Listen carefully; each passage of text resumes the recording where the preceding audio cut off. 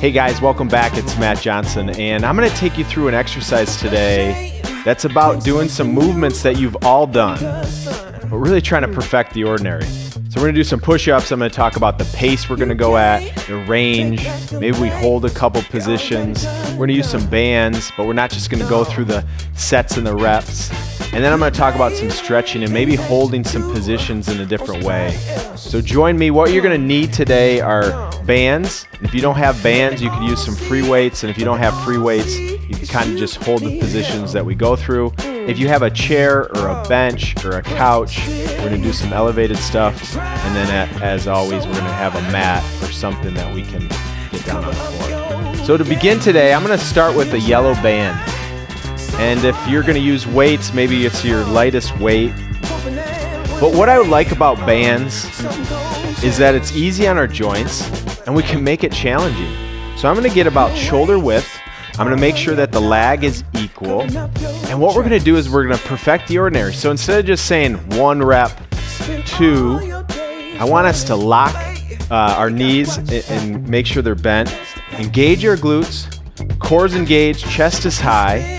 We're going to do a lateral raise out to the side, pause, coming down. So we're going to do 10 here, and what I want you to feel is I want you to feel like the tension is not in your neck, but you're engaging those shoulder muscles. Your strength and your foundation are in your chest and your middle back. 5, 4, 3, 2, 1. Now again, we're changing the pace, we're changing the speed. We're going to do toy soldier. So we're going to come up a little higher than shoulder width. And as you go back, I want you to extend a little bit further back. So like you're running with really dramatic arms. We're going to do 5 more each side. So as you get locked in here, chest is high, really engaging, full range of motion. These yellow little bitty bands really can become challenging. 2. Last one.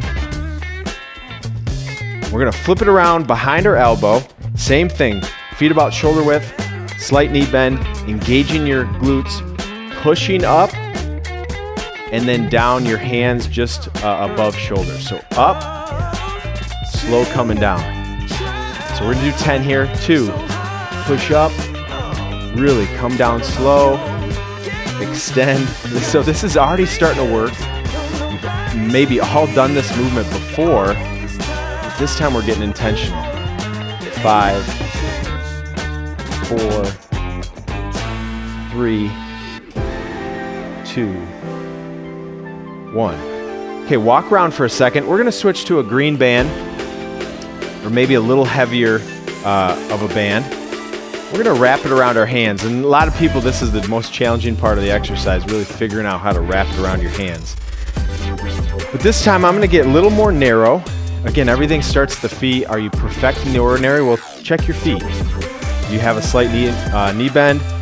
Are your midsection, your core, your glutes engaged?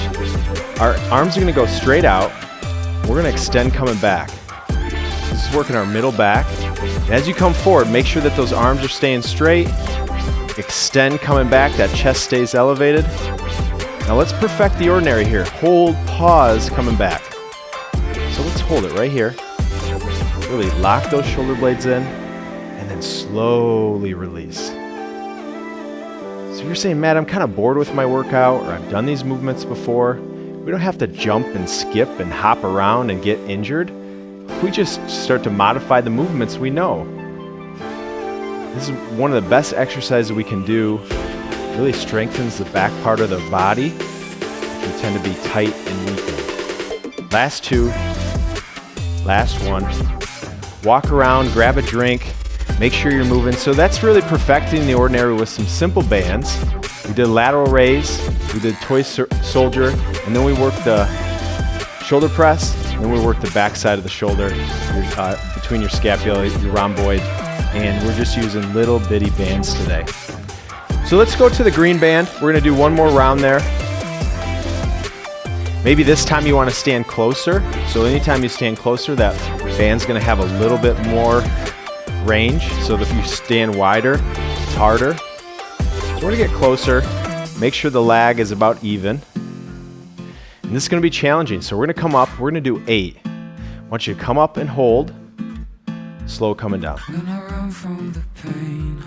So base this on how you're feeling. Is this challenging? Then we might have to go a little faster. Is this easy? Then let's go a little bit slower. Pause. Slow coming down.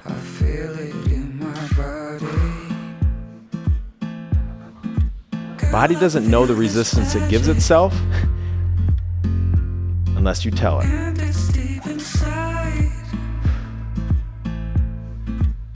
3, 2, 1. Grab the mesh. Toy soldier. Really extend coming up. So that's 1. We're going to do 6. 2, 3, 4, 5. Last one. 6. Wrap it behind your elbows. If your shoulders are bothering you, anytime you press overhead, a key change that you can do is make your palms facing each other. So this time we're going to get our palms facing each other. We're going to push up, slow coming down. Push up, slow coming down. You see my arms are going to start shaking a little bit here. We're using those smaller muscles. Last 3. Last 1. Wrap the band around your hands. If you want to go to a stronger band on this last one here, feel free. Again, everything starts at the feet. Lock it in. Cores engaged, chest is high. Squeeze coming back. Pause. Slow coming in. You see me from the side here. You're watching, my chest is not dipping, so I'm not rounding here. My arms are staying straight. 3, 2, 1. Walk around, grab a drink. I love bands, can travel with them, use them anywhere. And I know a lot of us have used bands, but how do we really perfect the ordinary? We don't need a lot of time. And as you can tell, we don't need a lot of resistance. All right, we're gonna shift to doing some lower body. And whether it's a lunge or a squat, maybe we're running or jogging or jumping from one foot to the other. Today we're really going to be under control. We're going to try to work on our balance and range of motion in these movements that also can make them very challenging. So let's start with a basic lunge. If you get me from the side here, I'm going to start with my left knee, or your left knee, 90 degrees. Can you wiggle your toes? If you can't wiggle your toes, that means you got too much weight in your toes. So middle of the foot, 90 degrees.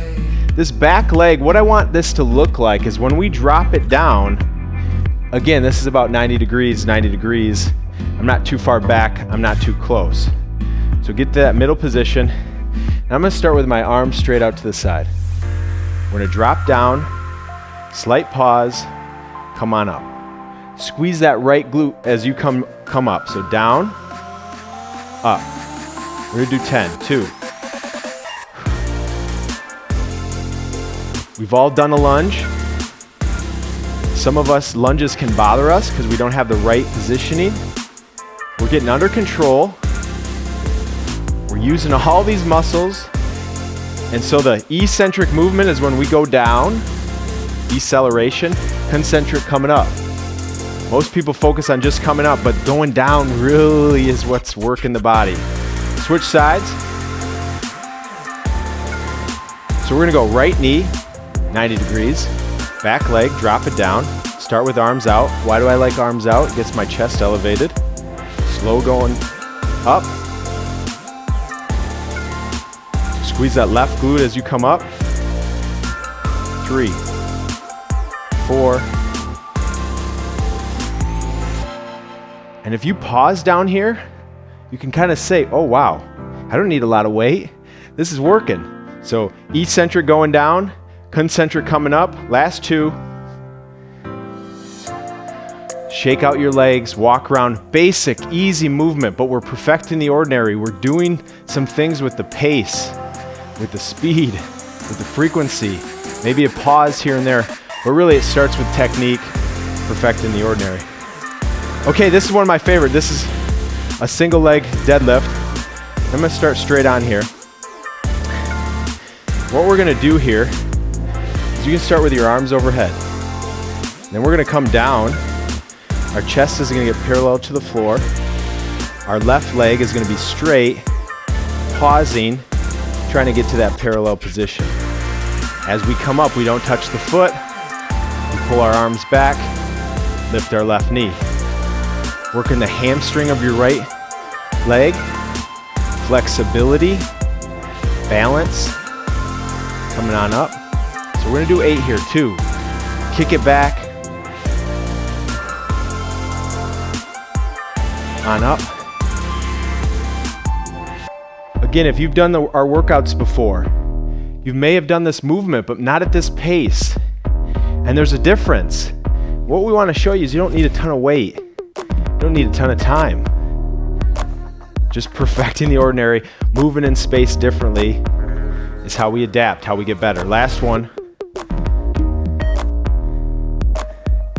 So tomorrow after this workout, you're gonna feel, wow, my hamstrings are kind of screaming at me because we haven't done that pace, that range, that holding, and some of these muscles are being activated for the first time. Okay, arms overhead. You'll find one side's easier.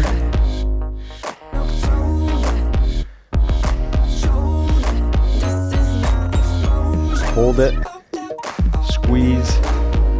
Couple keys when I'm thinking, when I go down here, is I'm trying to get my foot as far away from the body. Can I keep my chest high? Is there a slight bend in my left knee? Coming on up. Last 3, hold, squeeze. 2. Last 1. Okay, walk around.